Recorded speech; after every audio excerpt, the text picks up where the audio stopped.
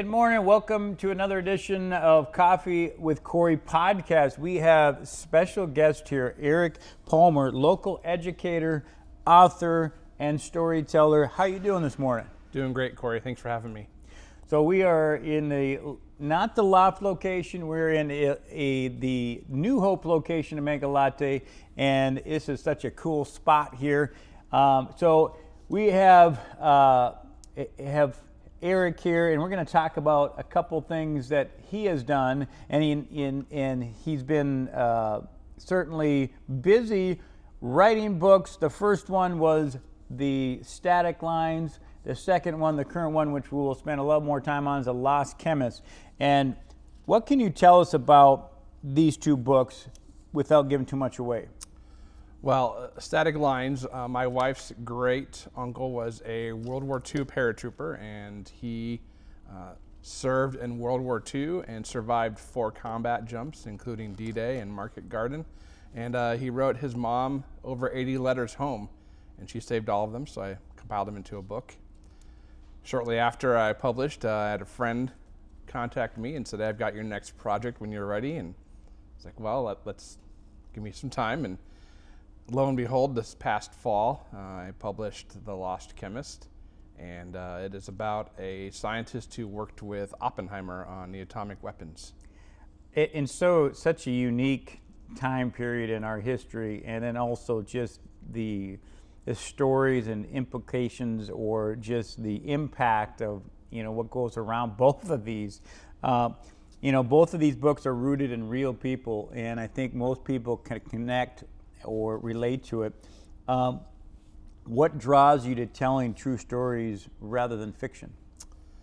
I just think I really enjoy doing the research and bringing these human individuals to light. They're often not recognized for their contributions to society, and so just making sure that they get the recognition that they deserve. Absolutely.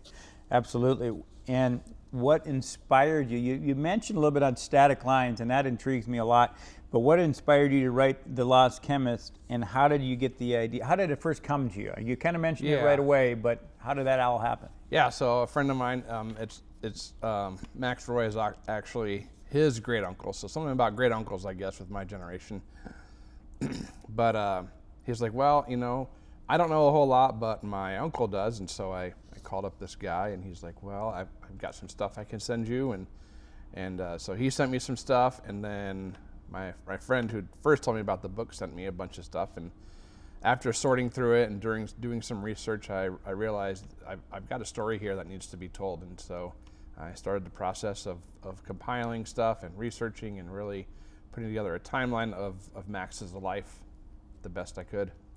And it is, when you bring up the word chemist, what are you talking about? Oppenheimer, I think relates to most people. People like, what, Oppenheimer? Yeah. He worked with Oppenheimer. Yeah, yep, absolutely.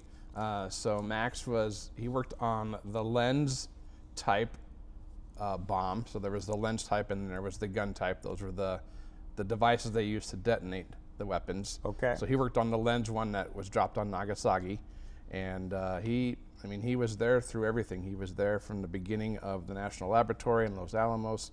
And what really fascinated me was that after the war, a lot of the scientists went back to their jobs at the universities and research institutes. Max stayed on in Los Alamos, and he saw the development of the Atomic Energy Council, and which eventually became the Department of Energy. Mm-hmm. He stayed on for almost 3 decades after the war, so he saw just a lot of change going on in that. And what do you consider, is it Dr. Roy, Mr. Roy? Yep, Dr. Roy, yeah. He got his doctorate in chemistry from the University of Illinois. And so he's the center, he is the main character. Yep. And what makes him so compelling? Just that he was just in the shadows of the big scientists. You've got Oppenheimer, you've got Teller, you've got Fermi, you've got those big names, and he's Enrico Fermi? Yeah, Enrico Fermi, yep. Yep, and he's just off to the side, observing this. And I learned through family of Max that he didn't like the spotlight. So maybe some of that was intentional, but I really felt like he was close enough to the project that he had a story worth telling. Yeah, well, absolutely. You know, and everyone has their story, but this is certainly significant. And the word lost, I mean, titles are impactful. You've chosen some words here, lost. What does lost mean in the context of the story, like really scientifically, maybe emotionally, morally? What does it mean? Yeah, many of those facets. You know, lost one in regard to, you know, he's not mentioned in history books very often, but also lost that he may have been lost in his morals. I mean, he was developing a weapon that was designed to take out, you know, mass populations, and he knew that going in, but just wrestling with that internal struggle, you know, the man versus man, and then man versus himself. Yeah, that's some big stuff, and really, not to get into current geopolitical stuff right now, but it is certainly still with us today. Absolutely. And some big questions of what the United States and the rest of the world's going through. But not to get off track on that so much, but huge things that were happening back in the late 40s, 50s. Yeah. Yep. 1945 is when we dropped those bombs on Japan.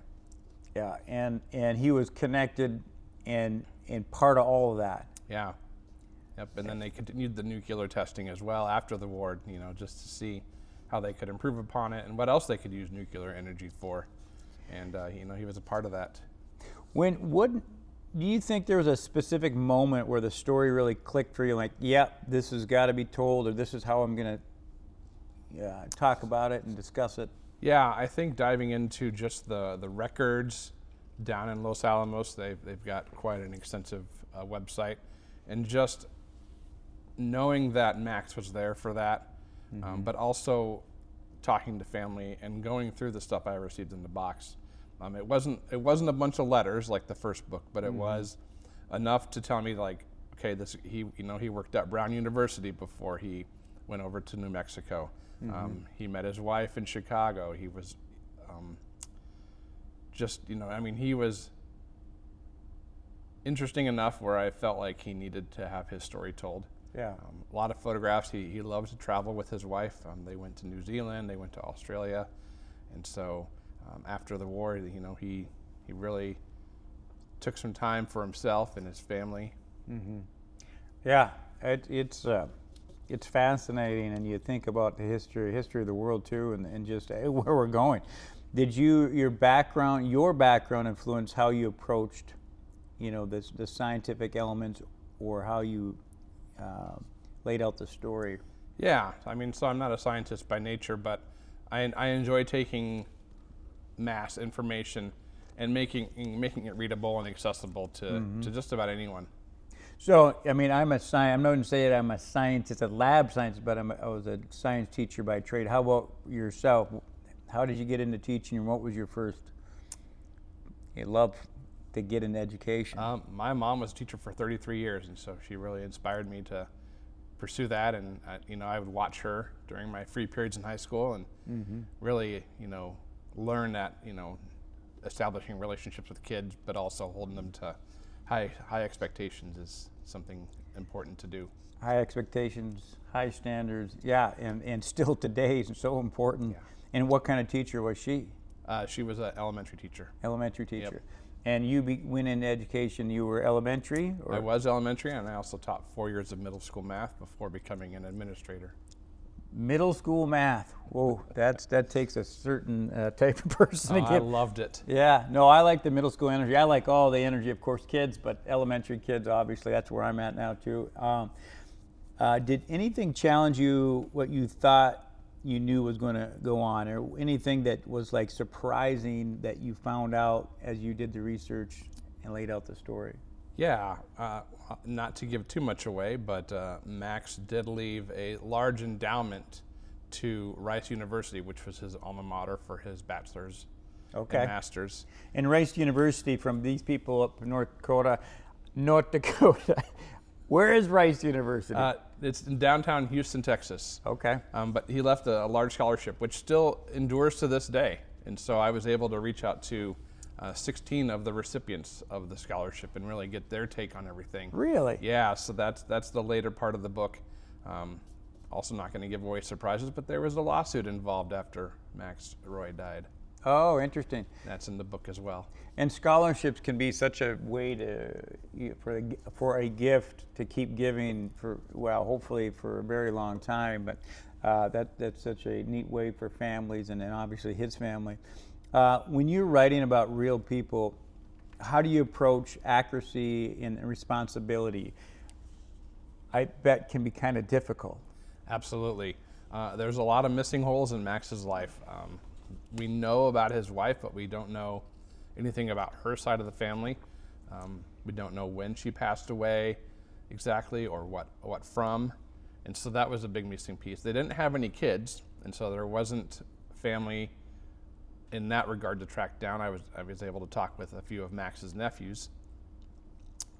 But yeah, just making sure that I'm not filling in those holes with fluff or made up stuff, and just really sticking to the facts and the truth. It's so important because everything can be embellished or fabricated so easily nowadays, and that's good. And so how long a life did he live, or when did he perish? He passed away in I believe it was 1992. Really? Yeah. Yep. He lived quite a long life. Wow. You know, and that was rare for people working with radioactive material back then. Right. Right. Good. Well, good year, 1992. That's when I graduated. I don't know about you, but when 99. 99. Yep. Okay. I think this is a kind of connect to that. How do you balance storytelling, staying true to the facts, and in keeping the reader engaged?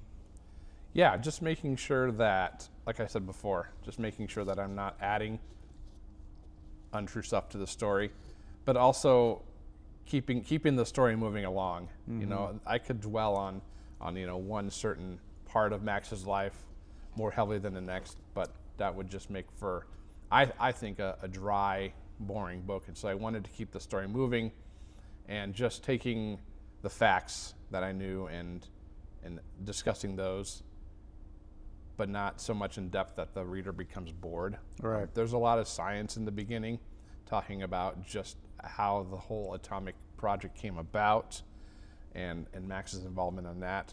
But this book is also about someone's life, and so I wanted to make sure I did do justice to the rest of his life, not just his few years working on the first atomic weapons.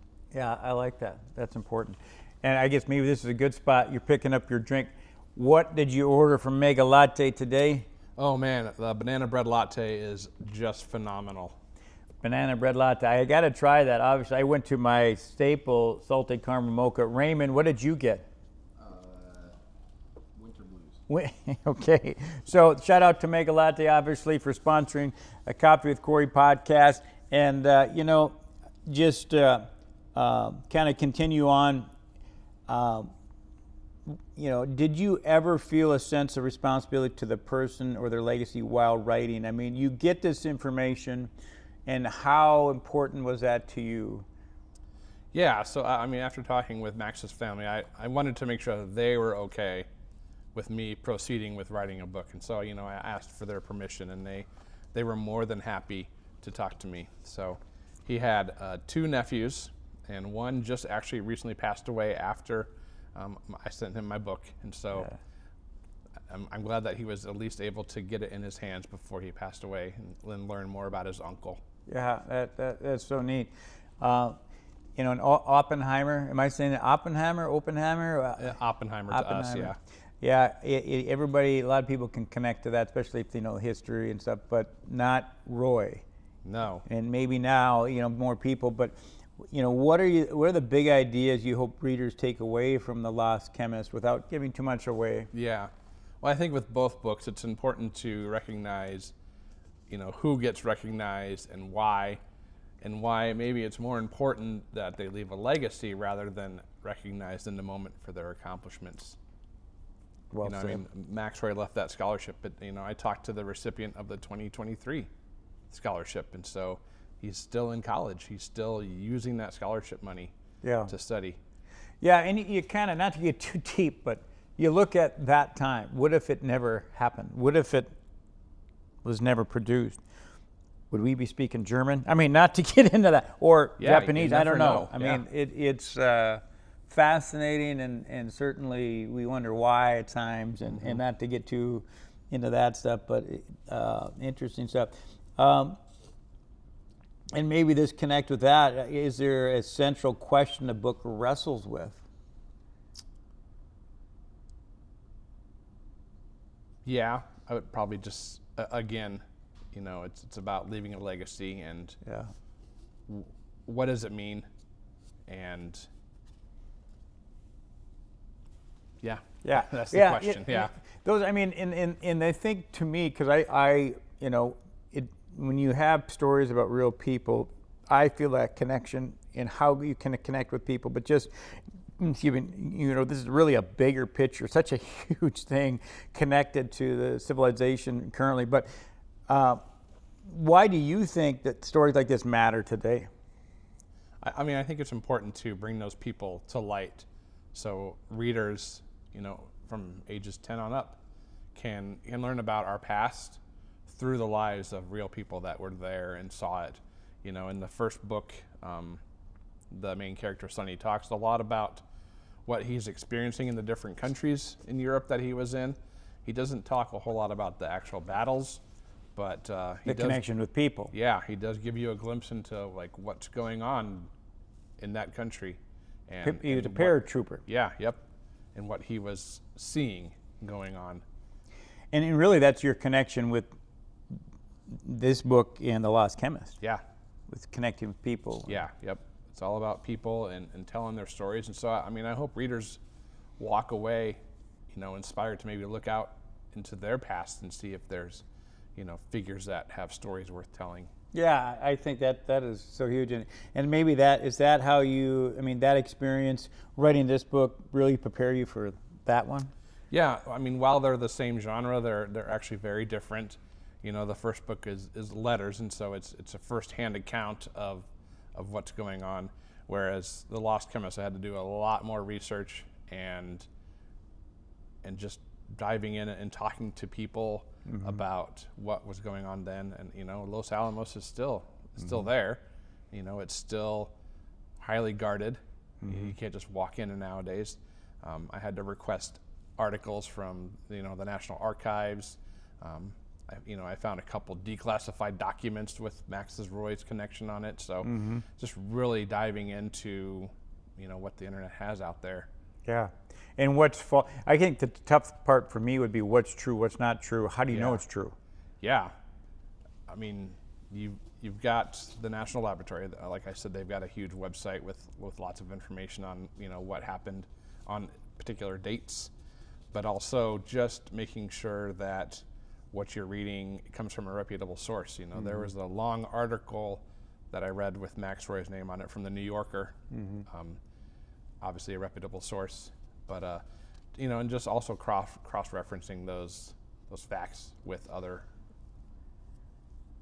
Information. information. Yeah, And would you say that was your probably biggest challenge? absolutely. Yeah. Yep. That's a lot of hard work and trying to discern what makes sense, what is the truth, what's not the truth, not filling in the gaps, like you say, with fluff or fabrication from your point of view, right? Yeah, absolutely. I made sure that I did justice for Dr. Max Roy and his life. Oh, I'm sure you did. I'm excited to get into that book. So what did you learn maybe from your first book? And we've talked a little bit about that shaped your second. You've talked in really about a lot of, a couple different things, but what did you learn? I mean, you're obviously a gifted writer and you're still learning and evolving. What would you say your biggest takeaway from writing the first book to this one? Well, I mean, I think the publishing process was a lot easier. I had people that I connected with on the first book that helped me, edit and design the cover, and so I was able to go back to them for the second book. But I really think just the connectedness of, again, telling people's true stories and making sure that they are not lost in time. There's an old Jewish proverb that says, "A person dies a second death the last time their name is mentioned," and so I don't want that to happen to these people. Yeah, nor I guess to anybody or yourself Yeah, for exactly. us, right? I mean that's so it's a huge thing. Were there risks you were more willing to take this time as compared to that one? Yeah, I mean, obviously, both of them are the same time period. Not to spoil it, but the paratrooper did not survive the war, but Dr. Max Roy lived a long life, and so I was willing to put in some color photographs into this one versus just black and white. So that was a risk, but also blindly reaching out to the scholarship recipients that I'd never met them before. So reaching out through social media or finding an email address for them, just cold calling them and asking them about their experience with the scholarship and their time at Rice. Yeah, interesting. And not to give too much away, but was there any other surprises as the story unfolded with the Lost Chemist? Yeah, I was really surprised that when they were testing the nuclear weapon at the Trinity site in New Mexico, Max wasn't there with everyone else. He was at home in Los Alamos, and he said, and he is quoted saying in an interview that he did, that he knew it was going to work. He didn't need to be there to see it. He was that confident. Yep. Well, it's a pretty neat story. And how do you take someone from the past, Max Roy, and make them feel real and relatable to modern readers? Is that a challenge? Has people changed? I mean, yeah, we're all humans, whether we're in the 40s or the 2020s, but bringing Max to life as a person, not just as a chemist or someone who worked on nuclear energy, but really talking about him as a person as well as his life with his wife, and just making sure that readers know he was more than just this scientist, not just one person, but a person that we can all connect with. Yeah. And how would you? Is that probably? I mean, how would you hope people feel about this person, Max Roy, by the end of the book? Yeah, I mean, I hope they would see someone who had morals, who had values, but also had a job to do. And he was obviously passionate about science. He was a professor at Brown University for a while, and when he was recruited to come to the Manhattan Project, he obviously said yes and moved him and his wife, across the country. And so just making sure that people see him as someone they can relate to. I mean, these things happen to us all the time. Nowadays, we're recruited for a job and we have to move our families across the country, and sometimes those jobs cause us to wrestle morally. Yeah, it's so true. How might the story change the way people think about history and or science? Yeah, I mean, I hope people get excited, and like I said before, that maybe they go back into their history, their family history, and find people that maybe have tales to tell.